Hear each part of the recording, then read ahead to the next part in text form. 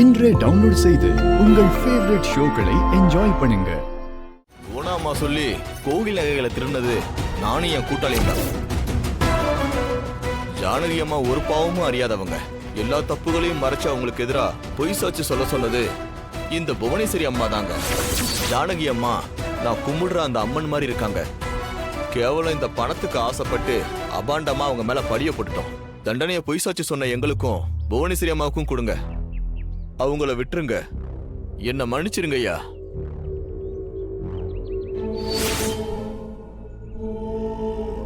இதுக்காக தான் நேத்து தீர்ப்பு சொல்ல மாட்டேன்னு ஒரு நாள் தள்ளி வச்சீங்களா? அண்ணனும் தம்பியும் சேர்ந்து சதி வேலை பண்ணிக்கிட்டு இருக்கீங்கல்ல. சாட்சிகளை மிரட்டி எனக்கு எதிராக பேச வச்சிருக்காங்க. இத நான் ஏத்துக்க மாட்டேன். ஜானகி தான் திருடி. கோவில் நகைகளை திருடினது இவதான். நீங்க இப்பவே இவளுக்கு தான் தண்டனை கொடுக்கணும். நீ கொஞ்சம் பேசாம இருமா. எங்களுக்கு அந்த அம்மாவையும் தெரியும், உன்னையும் தெரியும். எங்களுக்கு ஏதோ அந்த அம்மா மேல பிராத கொடுத்துட்டேன்னு 2 நாளா இங்க நடக்கிறதெல்லாம் பார்த்துட்டு தான் இருக்கோம். வாய முடுமா. இதுக்கு மேல ஏதாவது பேசுறேன்னா மரியாதை கெட்டுரும். நேத்து சாட்சி சொன்னவனுங்க இன்னைக்கு அப்படியே மாத்தி சொல்றானுங்க. கண்டிப்பா இதுக்கு பின்னாடி இந்த அண்ணன் தம்பிங்களோட சதி வேலை இருக்கு. இதுக்கு நியாயம் கேட்டா என் தங்கச்சியவே மிரட்டுவீங்களா? இந்த மிரட்டுற வேலையெல்லாம் எங்களுக்கும் தெரியும். இது வேற யார்ட்டையாவது வச்சுக்காங்க. இப்ப எதுக்காக கத்துறீங்க? நானும் என் அண்ணனும் எங்களுடைய யோகியதைய உங்ககிட்ட நிரூபிக்கணும்னு அவசியம் இல்ல. நேத்து சொன்ன சாட்சியத்தை இன்னைக்கு மாத்தி சொல்லிட்டதுக்காக யாரும் தீர்ப்ப மாத்தி சொல்றேன்னு வந்துடல.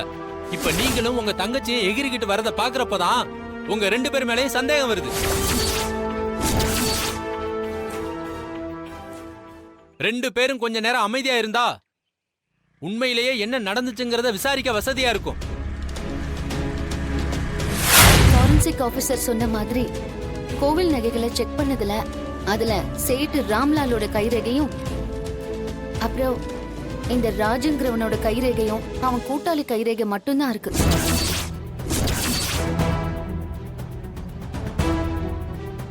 அதுல எங்கேயுமே ஜானகி பெரியம்மாவோட கைரேகை இல்லைன்னு இந்த ரிப்போர்ட்ல மென்ஷன் பண்ணிருக்காங்க.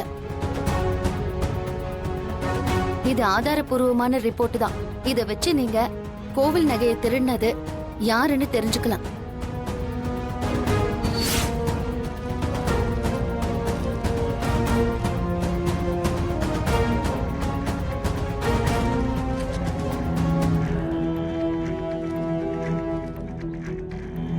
மாயா, ஒரு அருமையான காரியத்தை பண்ணிட்டு வந்திருக்க. அண்ணனோட முயற்சியில நேத்து சாட்சி சொன்னவங்க நடந்த எல்லாத்துக்கும் காரணம் இந்த புவனேஸ்வரி அம்மா தானே சாட்சியத்தை மாத்தி இப்பதான் உண்மையை சொல்லியிருக்காங்க. ஆனா ஆனா அவங்க சொன்னதை வச்சு மட்டும் நம்ம தீர்ப்பு சொல்லிட முடியாதே. அடுத்த விசாரணையை எப்படி ஆரம்பிக்கணும்னு யோசிச்சுட்டு இருந்தேன். ஆனா நீ ஆதாரத்தோட வந்து என் வேலையை சுலபமாக்கிட்ட. புவனேஸ்வரி ஜானகி அம்மாவை அசிங்கப்படுத்தணும்னே கோவில் நகையை திருடினதா பலி போட்டிருக்காங்கன்னு சாட்சியும் ஆதாரத்தோட நிரூபணம் ஆயிருச்சு. ரொம்ப காலமாவே எங்க குடும்பத்து மேல வன்மத்தையும் வெறுப்பையும் மட்டுமே நீங்க காட்டியிருக்கீங்க.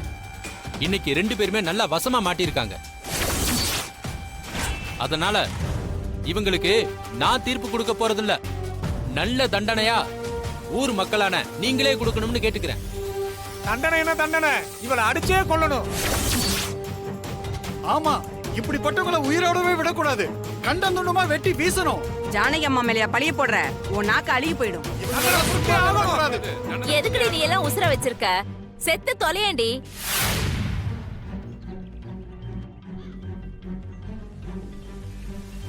இவங்களை சும்மா விடக்கூடாது. அமைதி, அமைதி.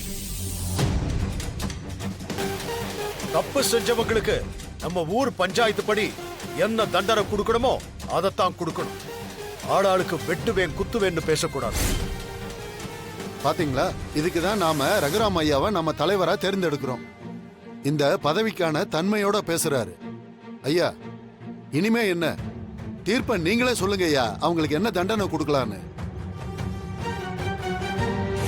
திருட்டு பழி விழுந்து கைதியாகி லாக்அப்ல இருந்து கோவில்ல அசிங்கப்படுத்தி பஞ்சாயத்துல நிறுத்தி இவ்வளோ தூரம் மன உளைச்சலுக்கு ஆளாக்கிறதுக்கு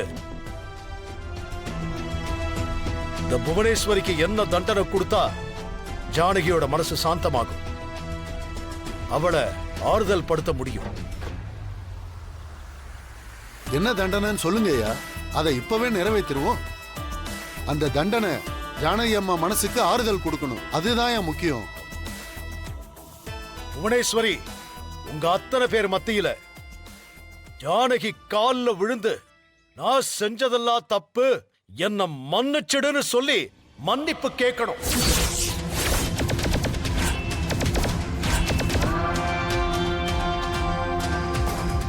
இதுதான் புவனேஸ்வரிக்கான தண்டனை.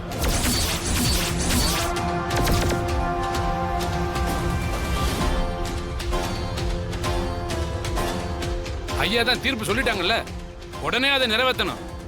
புவனேஸ்வரி அம்மா, ஏமா அங்கேயே நின்றுட்டு இருக்கீங்க? எவ்வளவு பெரிய காரியம் செஞ்சிருக்கீங்க. வாமா, வந்து உங்க காலில் விழுமா.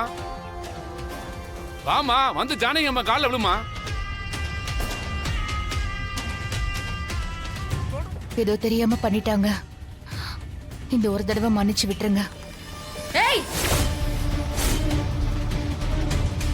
என்ன பார்த்தா உனக்கு பாவமா இருக்காடி? நீ எல்லாம் எனக்கு இறக்கம் காட்டுவியா? நான் ஒண்ணு பாவப்பட்டவ கிடையாது. அப்ப கொடுத்த தண்டனையை ஏத்துக்க முடியாது. ஐயா, மயிலே மயிலேன்னா இறகு போடாதீங்க ஐயா. இல்ல, இறகு போடும். இது இல்லாம வேற தண்டனை கொடுத்தா ஏத்துக்குவீங்களா? வேற தண்டனை கொடுத்தா கேட்டுக்கிறேன்.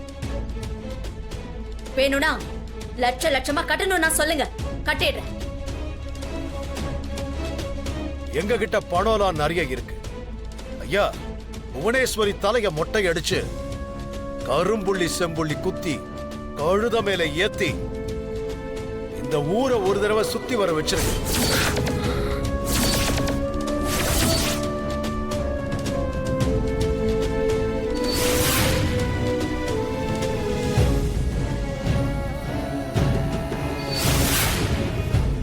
இதுதான் என்னோட தீர்ப்பு, அதை இப்பவே நிறைவேற்றிடுங்க. ஆமாங்க ஐயா, நீங்க சொன்னதாயா சரி. சிவா அண்ணா, இனி அவங்க பாத்துக்குவாங்க, நாம போலாம். சரிங்க அண்ணா.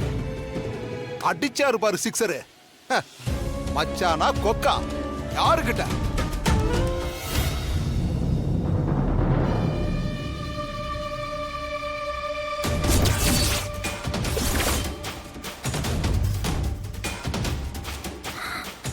என்ன மன்னிச்சிரு.